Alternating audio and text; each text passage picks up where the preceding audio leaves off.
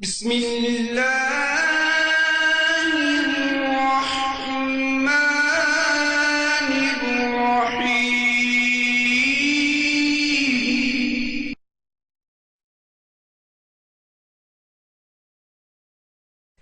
آخر کار موسیٰ علیہ السلام کو اللہ کا حکم ہوا کہ راتوں رات تو میرے بندوں کو لے کر نکل جا۔ دوسری جگہ یوں ارشاد ہوتا ہے، ہم نے موسیٰ کی طرف وحی نازل فرمائی کہ راتوں رات میرے بندوں کو لے چل۔ چنانچہ سب بنی اسرائیل رات کی تاریکی میں نکلے، وہ دروازوں پر کوئی خاص نشان چھوڑ کر چلنے لگے۔ رات کی تاریکی میں نکلنے کا حکم اس لیے دیا گیا تاکہ فرعون ان کے بارے میں کوئی فیصلہ نہ کر سکے۔ انہوں نے صبح ہونے کا انتظار نہ کیا۔ ان کی تعداد 6 لاکھ کے قریب تھی۔ یہ سب لوگ اپنے مال مویشی اور ضروری سامان ساتھ لے کر چلے۔ فلسطین کی طرف 6 لاکھ افراد کی یہ عظیم ہجرت تھی۔ فرعون کو صبح سویرے پتا چلا تو سوچ میں ڈوب گیا کہ اب ہماری خدمت کون کرے گا، ہماری غلامی کون کرے گا۔ اس کی حالت پاگلوں جیسی ہو گئی۔ آخر اس نے بنی اسرائیل کے تعاقب کا حکم دیا۔ اللہ تعالیٰ اس موقع پر فرماتے ہیں، آخر کار ہم نے انہیں باغات سے اور چشموں سے اور خزانوں سے اور اچھے اچھے مقامات سے نکال باہر کیا۔ اسی طرح ہوا، اور ہم نے ان تمام چیزوں کا وارث بنی اسرائیل کو بنا دیا۔ پس فرعون کے لوگ سورج نکلتے ہی ان کے تعاقب میں نکلے۔ یعنی فرعون طلوع آفتاب کے وقت ہی ان کے تعاقب میں لشکروں کی تیاری کے ساتھ نکل کھڑا ہوا۔ موسیٰ علیہ السلام بنی اسرائیل کو لیے بحر احمر کے ایک کنارے پہنچے۔ بحر قلزم بحر احمر ہی کا ایک کنارہ ہے۔ انہوں نے پیچھے مڑ کر دیکھا، کیا دیکھتے ہیں کہ فرعون اپنے لاؤ لشکر کے ساتھ بھاگا آ رہا ہے۔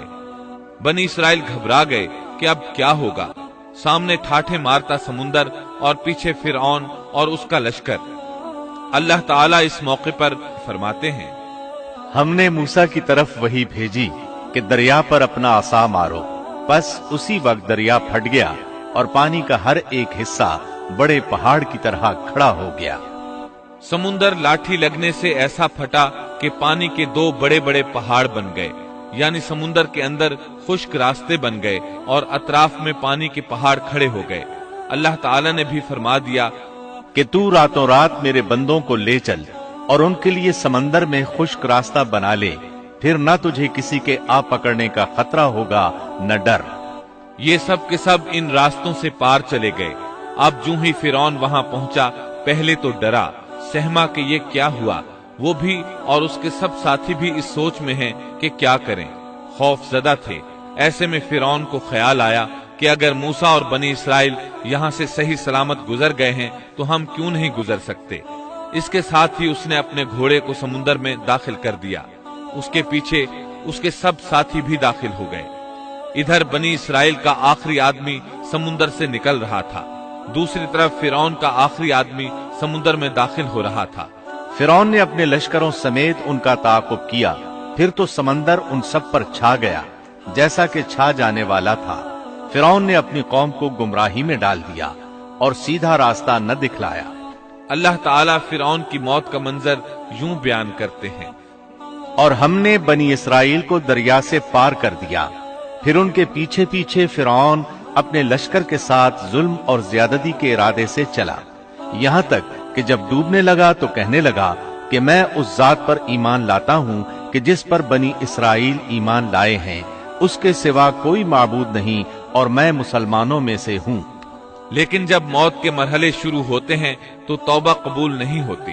اس نے جب یہ کہا کہ میں ایمان لاتا ہوں تو اللہ تعالیٰ نے جواب میں فرمایا، اب ایمان لاتا ہے اور پہلے سرکشی کرتا رہا اور مفسدوں میں داخل رہا، سو آج ہم تیری ناش کو نجات دیں گے تاکہ تو ان لوگوں کے لیے باعث عبرت ہو جو تیرے بعد ہیں، اور حقیقت یہ ہے کہ بہت سے لوگ ہماری نشانیوں سے غافل ہیں۔ مطلب یہ تھا کہ ہم تیرے بدن کو زمانہ گزرنے کے باوجود باقی رکھیں گے تاکہ تو لوگوں کے لیے عبرت کا سبب بنا رہے۔ اللہ تعالیٰ نے اس کے بدن کو باقی رکھا تاکہ لوگ عبرت پکڑتے رہیں اور وہ بعد والوں کے لیے نشانی بنا رہے۔ یہ اللہ تعالیٰ کی طرف سے اعلان ہے، لیکن لوگوں کی اکثریت اللہ تعالیٰ کی آیات سے غافل ہے۔ فرعون کی لاش آج بھی اہرام مصر यानी मिस्र के अजायब घर में मौजूद है।